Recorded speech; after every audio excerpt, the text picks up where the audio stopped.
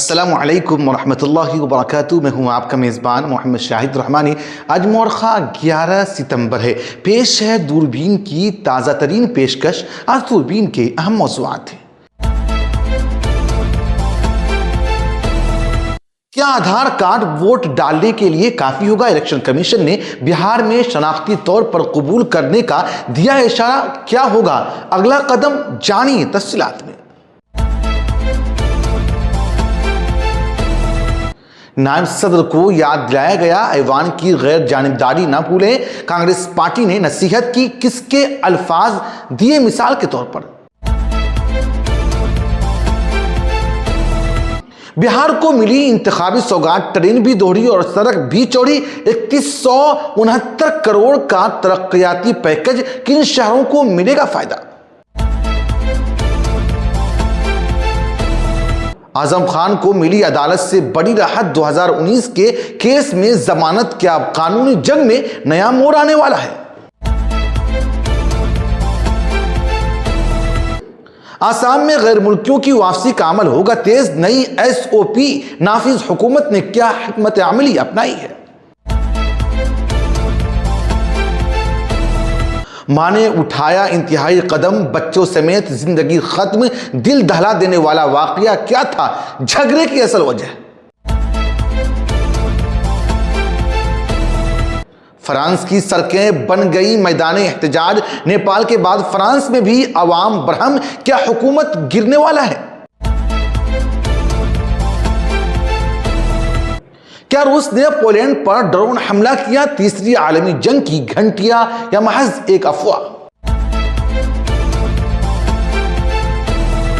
नेपाल के साबिक वज़ीर आज़म की अहलिया जिंदा जला दी गई। मुजाहिरीन की इंतहा पसंदाना कार्रवाई, सियासत या बदले की आग?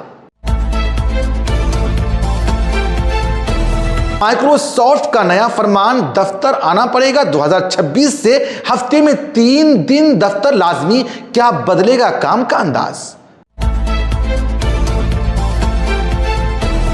आप हमें YouTube पर देखने के अलावा हमारे तमाम सोशल मीडिया पेजेस पर भी फॉलो कर सकते हैं। आप फिक्र नजर TV उर्दू प्रोग्राम दूरबीन देख रहे हैं।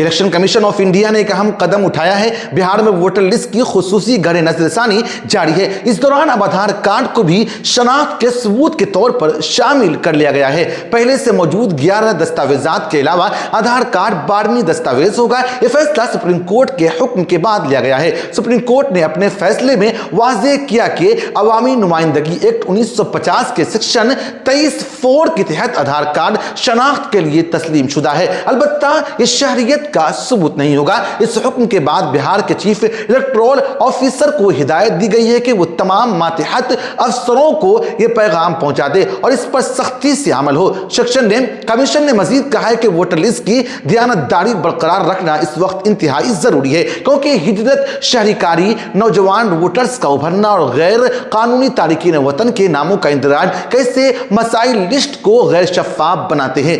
हतमी वोटर लिस्ट 30 सितंबर को शाये होगी और तमाम सियासी जमातों को इसकी कापियां फराहम की जाएंगी।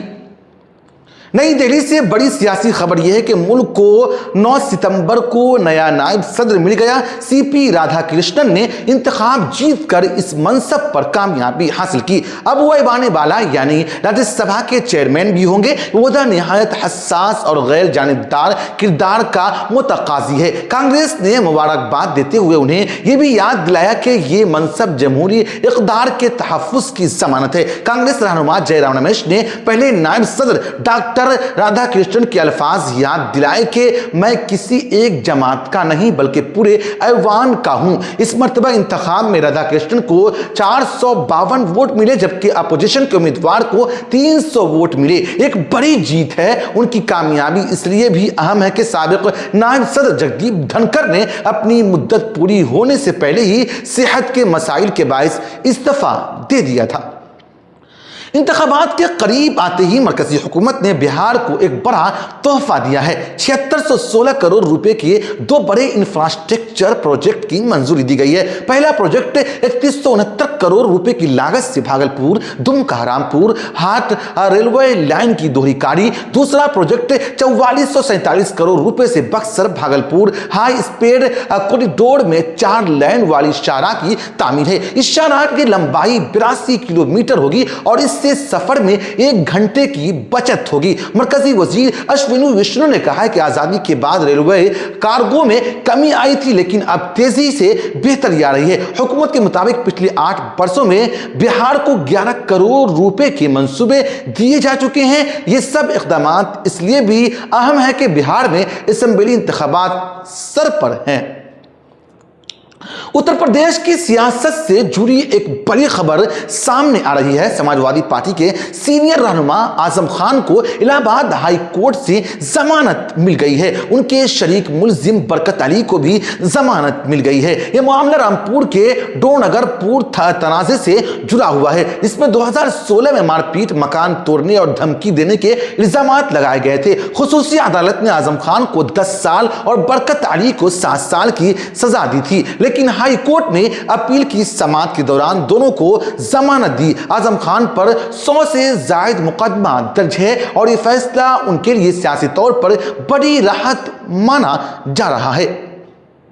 आसाम काबीना ने एक नया एसओपी मंजूर किया है। अब गैर मुल्कियों की शनाख्त और मुल्क बदली के लिए डिस्ट्रिक्ट कमिश्नर बराह रास्त कार्रवाई कर सकेंगे। पहले यह काम ट्रिब्यूनल्स के जरिए होता था, जो बहुत सुस्त अमल था। वज़ीर आला हेमंता बिस्वा शर्मा ने कहा है कि मुश्तबा अफराद को 10 दिन के अंदर अपनी शहरियत साबित करना होगी, वरना उन्हें मुल्क बदली कर दिया जाएगा। अब तक 30,000 से ज्यादा अफराद को मुल्क बदल किया जा चुका है और नए कानून से यह अमल तेज हो जाएगा। यह फैसला सुप्रीम कोर्ट के इस हालिया हुक्म के बाद आया, जिसमें 1971 को कट ऑफ तारीख करार दिया गया। उसके बाद आने वाले गैर मुल्की आसाम में गैर कानूनी तस्वीर होंगे। यूपी के डोघाट इलाके में अफसोसनाक खबर सामने आई है। एक खातून ने अपने 3 मासूम बच्चों को मारने के बाद खुदकुशी कर ली।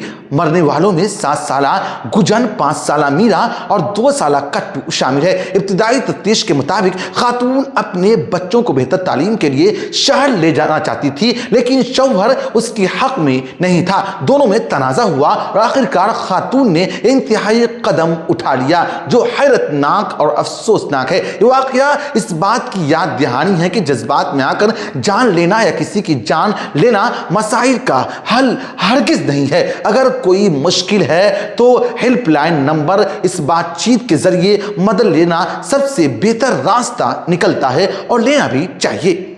यूरोप से एक बड़ी खबर सामने आ रही है। फ्रांस में सदर इमानुएल मैक्रोन की पॉलिसी के खिलाफ जबरदस्त एहतजाज शुरू हो गया है।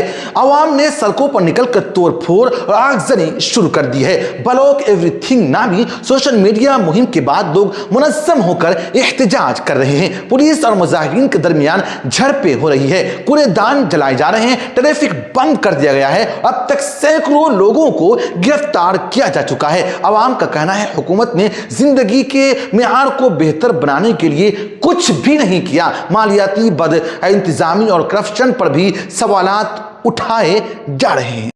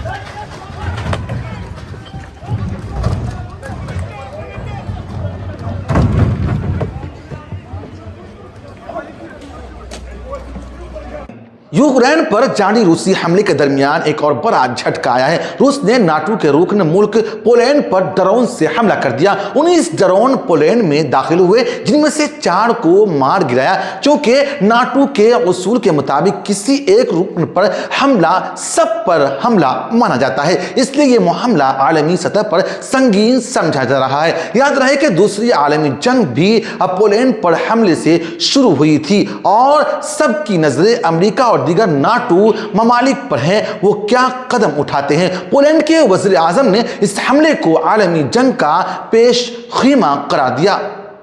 नेपाल की राजधानी काठमांडू में मुजाहिरे शिद्दत इख्तियार कर गए हैं। मुजाहिरीन ने साबिक वज़ीर आज़म जेलानाथ कन्नाल के घर को आग के हवाले कर दिया गया। इसमें उनकी अहलिया राजा लक्ष्मी झुलस कर हलाक हो गई। ये मुजाहिरे उस वक्त शुरू हुए जब हुकूमत ने सोशल मीडिया प्लेटफॉर्म पर पाबंदी लगा दी। अवाम ने इसे आज़ादी इजहार पर हमला करार दिया। नतीजा ये निकला कि पार्लिमान, सदारती दफ्तर और कई सरकारी इमारतें नजर आतिश हो गई। अब तक 19 अफराद मारे जा चुके हैं और 500 से ज्यादा जख्मी हुए हैं। कर्फ्यू नाफिज कर दिया गया है, लेकिन मुजाहिरीन अब भी हुकूमत के खिलाफ सरगर्म हैं।